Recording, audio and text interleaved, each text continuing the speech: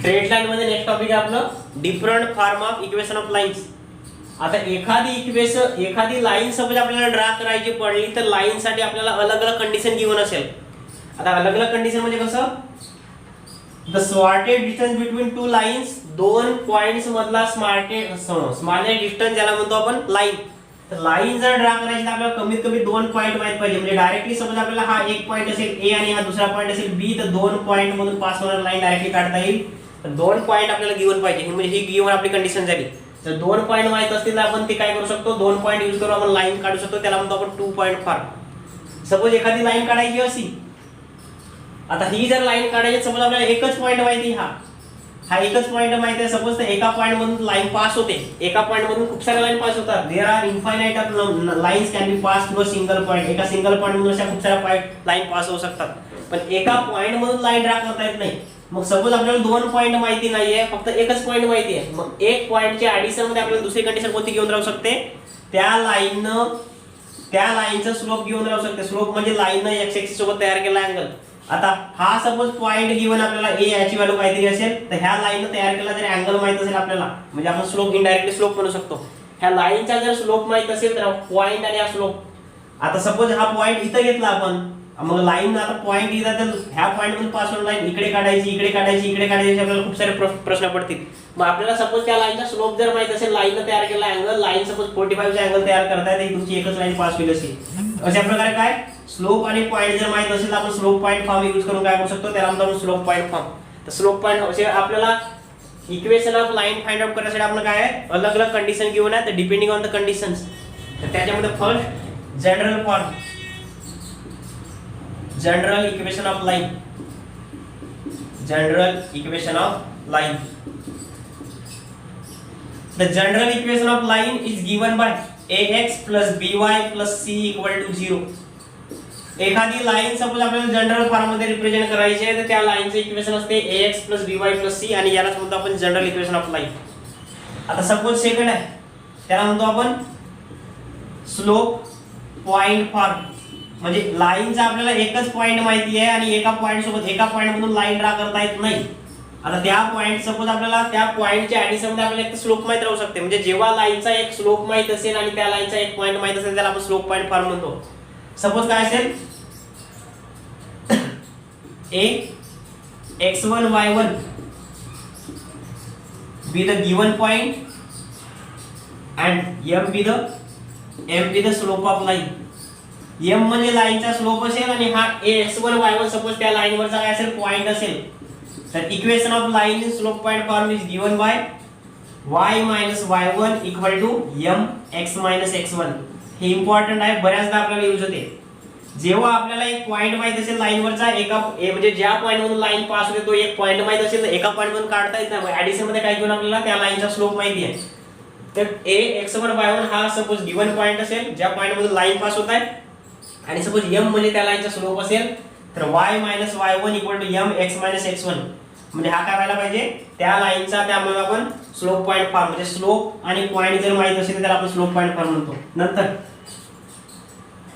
Slope intercept form. Next आहे slope intercept form. Slope intercept form. आता एखाद्या एक पॉइंट माहिती आहे, एका पॉइंट मधून काढता येत नाही, पण पॉइंट सोबत आपल्याला स्लोप माहिती आहे. आता फक्त स्लोप माहिती आहे, स्लोप सोबत आपल्याला दुसरी कंडिशन माहिती नाही. म्हणजे सपोज हा x एक्सिस y एक्सिस, आता आपल्याला फक्त काय माहिती आहे, लाईन तयार केला अँगल माहिती. आता लाईन 45 चा अँगल तयार करत आहे, इथं तयार करत आहे, इथंही राहू शकते, मग लाईनचा 45 चा अँगल. तर अशा केस मध्ये आपल्याला काय माहिती आहे, त्या लाईनचं y एक्सिस पासूनचं डिस्टन्स, लाईनचं y एक्सिस पासूनचं डिस्टन्स म्हणजे त्याला म्हणतो आपण intercept. The distance between the y axis to the point at which line intersect the x axis.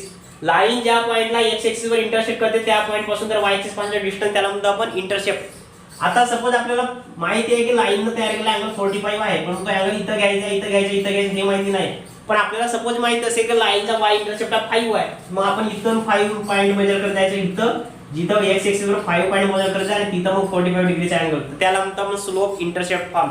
तर सपोज काय माहिती असेल, m be the slope of line, m म्हणजे लाईनचा स्लोप असेल, आणि सपोज काय असेल y with C with y इंटरसेप्टचं मिनिंग म्हणजे काय व्हायला पाहिजे y ऍक्सिस पासूनच्या डिस्टन्स जिथं लाईन काय करते x ऍक्सिसला इंटरसेक्ट करते म्हणजे लाईन x ऍक्सिसला जिथं इंटरसेक्ट करते तिथून y ऍक्सिस पर्यंतचे डिस्टन्स म्हणजे त्याला म्हणतो आपण y इंटरसेप्ट. m म्हणजे स्लोप असेल y म्हणजे सपोज इंटरसेप्ट असेल तर लाईनचं इक्वेशन असते y mx c where m म्हणजे स्लोप आणि c म्हणजे सपोज काय असेल y इंटरसेप्ट असेल. आता सपोज हीच लाईन सपोज काय होत असेल ओरिजिन मधून पास होत असेल ही लाईन सपोज अशी ओरिजिन मधून पास होत आहे लाईनचा अँगल सपोज 45 डिग्री आहे इथं मग तुम्हाला त्या इंटरसेप्टची गरज नाही कारण लाईन जर ओरिजिन मधून पास होत असेल म्हणजे ती इनडायरेक्टली काय होत आहे y आणि x दोन्ही इंटरसेक्टला इंटरसेक्ट करतात म्हणजे त्याचं y ऍक्सिस पासूनचं डिस्टन्स 0 आणि x ऍक्सिस पासूनचं काय डिस्टन्स 0. अशा केस मध्ये इंटरसेप्ट जर 0 झाला तर हाच इक्वेशन y mx असं बनेल. ह्या केस मध्ये काय व्हायला पाहिजे if passing through origin line जर ओरिजिन मधून पास होत असेल तर c ची व्हॅल्यू 0 c 0 म्हणजे इंटरसेप्टची व्हॅल्यू 0 आणि इंटरसेप्टची व्हॅल्यू जर 0 झाली ते इक्वेशन काय होईल y mx c. c ची व्हॅल्यू 0 म्हणजे y mx. तर हे तुमचं स्लोप इंटरसेप्ट फॉर्म आणि लाईन तीच जर ओरिजिन मधून पास होत असेल तर हे सपोज दुसरं 2 पॉइंट फॉर्म. आता 2 पॉइंट फॉर्म म्हणजे काय लाईन कोणत्या तरी 2 पॉइंट मधून पास होत आहे ते 2 पॉइंट जर आपल्याला गिवन असतील लाईन ज्या 2 पॉइंट मधून पास होत आहे ते जर 2 पॉइंट आपल्याला जर गिवन असतील आपण डायरेक्टली त्या 2 पॉइंट मधून लाईन काय करू शकतो ड्रा करू शकतो आपल्याला दुसऱ्या कोणत्याही कंडिशनची गरज नाही. आणि 2 पॉइंट मधून पास होणाऱ्या लाईनचं जर इक्वेशन काढायचं तर काय suppose a x1 y1 and b x2 y2 with the two points. हे सपोज 2 पॉइंट असतील तर मग equation of line in 2 point form 2 point मधून पास होणारी लाईन जर काढायची तर x x1 upon y y1 equal to x1 x x1 upon y y1 equal to x2 x1 upon y2 y1.